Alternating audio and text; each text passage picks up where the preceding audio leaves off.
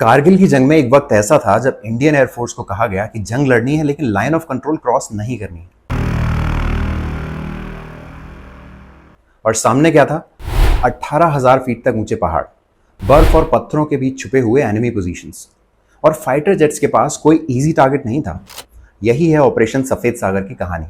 Netflix की 6 episode series 1999 के Kargil war में इंडियन एयरफोर्स के उस चैप्टर को एक्सप्लोर करती है जिसके बारे में हमने कंपैरेटिवली बहुत कम सुना है।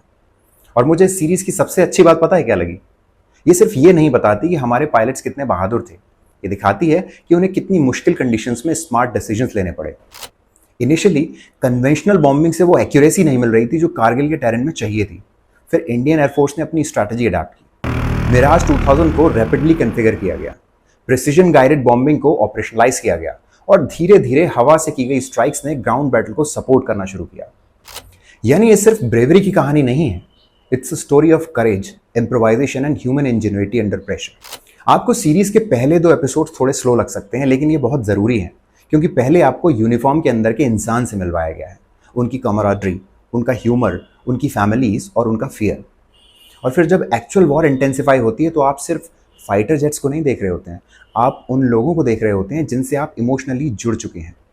और यहाँ सिद्धार्थ और जिमी शेरगिल कमाल करते हैं, स्पेशली सिद्धार्थ का स्क्वाड्रन लीडर अजय आहूजा का पोर्ट्रेयल, जिनकी रियल लाइफ स्टोरी ने सीरीज को एक डीपली ह्यूमन डायमेंशन दिया है।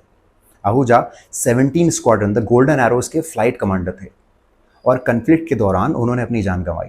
जिमी शेरगिल भी अपनी यूजुअल इंटेंसिटी के साथ बहुत कंट्रोल्ड परफॉर्मेंस देते हैं और सपोर्टिंग कास्ट भी सरप्राइजिंगली कन्विंसिंग है। In fact, Indian Air Force veterans who've seen the series have praised its authenticity, particularly the portrayal of squadron life, camaraderie, and the psychological pressure of the combat.